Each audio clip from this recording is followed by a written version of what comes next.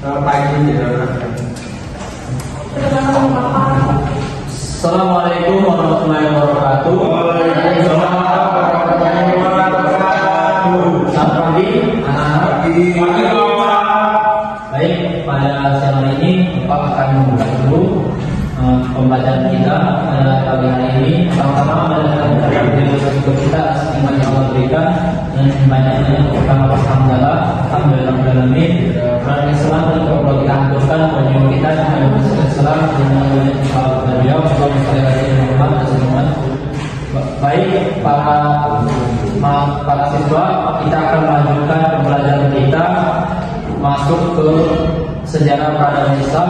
Di sini nanti Bapak akan menjelaskan bagaimana awal mula dari peradaban Islam itu terjadi. Jadi di sini Bapak akan menjelaskan yang pertama itu bahwa metode pembelajaran yang Bapak akan lakukan ini adalah metode heuristik. Jadi di sini pada tahun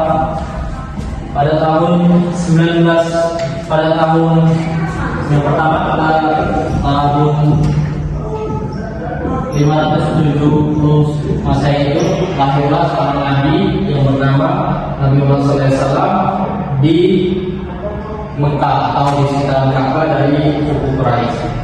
Nah, kelahiran beliau ini dilahirkan oleh kedua orang tua beliau, yakni ada Abdullah sebagai bapaknya dan Aminah sebagai ibunya. Nah, pada tahun 576 Masehi,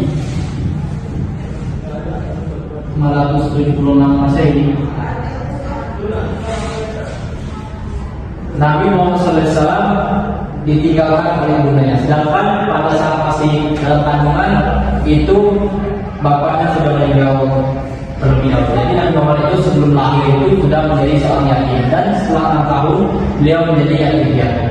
Dan berikutnya pada saat 596 Masehi,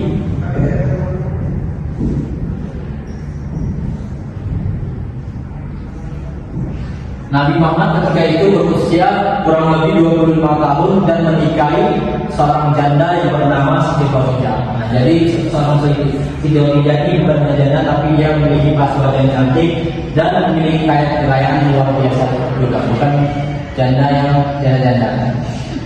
Baik, untuk berikutnya pada tahun 1610 Masehi,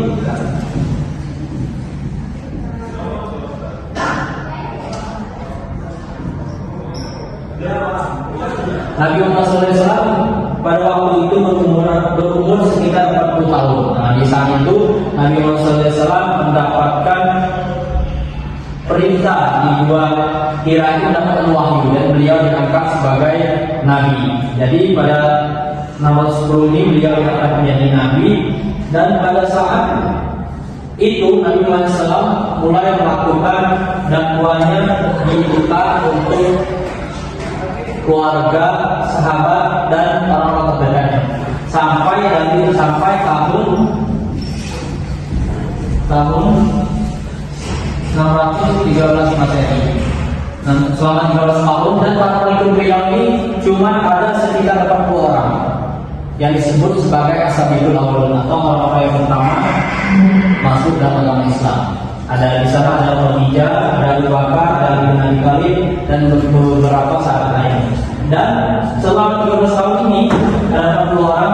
Setelah itu Nabi Muhammad SAW dapat perintah atau dapat teguran dari Allah SWT dalam Quran surat Al-Hijr ayat 94 untuk melakukan dakwah secara terang-terangan atau secara jahat. Ini jahat ini dalam bahasa Arabnya adalah terang-terang, secara langsung. Sebelumnya Muhammad SAW tahun ini dakwah di Mekah itu secara diam-diam. Setelah itu dakwah pindah ke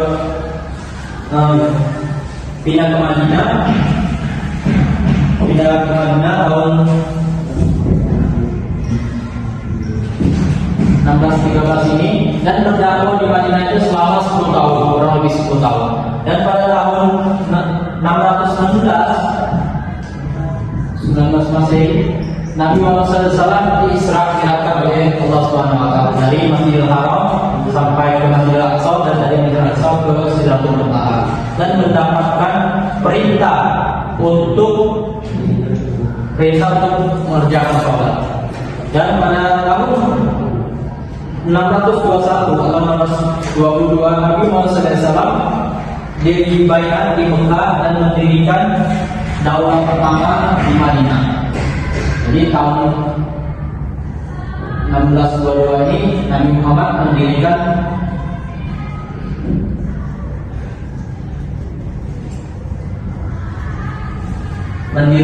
negara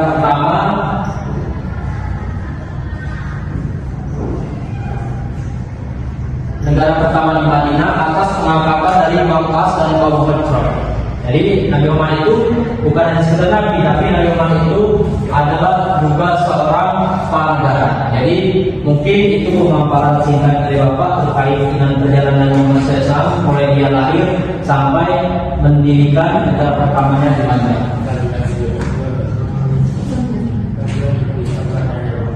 Baik, kalau sekian penjelasan dari Bapak, mungkin ada mahasiswa yang bertanya terkait dengan perjalanan Muhammad SAW mulai lahir sampai mendirikan negara pertama. Silakan. Baik, pada saudara Sari, silakan. Apa saja tantangan yang dialami dalam perjalanan menuju ke Madinah? Iya. Baik, dari tantangan yang sangat berat yang dilakukan oleh Nabi Muhammad SAW untuk hijrah ke Madinah itu banyak sekali tantangannya. Bahwa Nabi Muhammad untuk hijrah itu Nabi Muhammad melakukan perjalanan yang terbalik. Jadi kalau misalnya Nabi Muhammad itu ingin ke Curug, seharusnya Nabi Muhammad itu langsung saja lewat saja langsung mengurus ke Allah langsung ke. Tapi Nabi Muhammad tidak melakukan perjalanan situ. Tapi Nabi Muhammad belok ke Pahlawan tembus ke Rigi, tembus ke Mantu, tembus ke situ sampai ke. Jadi Nabi Muhammad itu melakukan perjalanan yang berbeda. Nabi Muhammad itu saat ingin hijrah ke Mekah harus meninggalkan semua barang-barangnya. Jadi Nabi Muhammad dan para sahabat itu hanya membawa baju yang ada di badan saja. Jadi tantangan itu sangat luar biasa. Jika kita seperti itu belum tentu kita mampu. Jadi harus meninggalkan keluarga istrinya dan berhijrah ke Madinah itu hanya membawa badan dan baju yang ada saja. Jadi sangat luar biasa. Para sahabat banyak disiksa dan lain sebagainya. Mungkin ada lagi pertanyaannya? Satu lagi? Baik-baik, terima kasih Nabi Muhammad tadi. Saya ingin bertanya terkait tentang musuh-musuh Nabi Muhammad pada saat di Mekah. Itu seperti apa pengakuannya?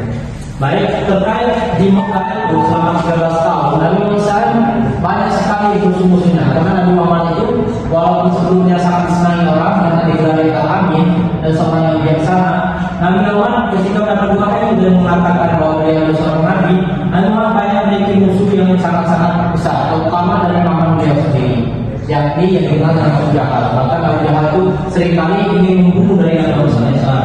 Nah, jadi musuh yang terberat bagi Nabi Muhammad itu adalah saudara bapaknya sendiri, saudara kandung dari bapaknya sendiri, ini yang dikenal kita dengan Abu Jahal. Nah, jadi Abu Jahal, Abu Sufyan, nah itu musuh-musuh terberat dari Nabi Muhammad SAW. Mungkin Saya lagi Pak, silakan. Nabi Muhammad kan sering disebut sebagai rahmat bagi seluruh alam. Itu maksudnya seperti apa Pak terkait dirinya bersalin? baik, terkait bahwa Nabi Muhammad itu adalah Islam itu sebenarnya rahmatan lil alamin dan dikaitkan dengan Nabi Muhammad, bahwa Islam itu tidak hanya di Madinah. Mungkin waktu itu saat akhiri. Assalamualaikum warahmatullahi wabarakatuh.